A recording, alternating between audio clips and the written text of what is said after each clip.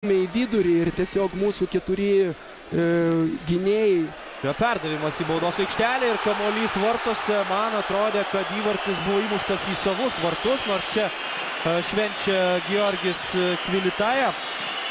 Rezultatas 2-0 įpusėjus pirmajam kėliniui. Na, po pakartojimo galėsime pasakyti, ar tikrai tai buvo įvartis į savus vartus. Gerą perdavimą atidavė Otaras Kakakbadzė, kurį jau ne kartą paminėjau, labai aktyviai žaidžiantis dešinysis gynėjas. Na, žiūrėkime. Man atrodo, nuo Lino Klimavičiaus kamuolys skriejo į vartus. Taip ir yra. Nemalonu, savaime suprantama, galima sakyti, ir nepasisekė.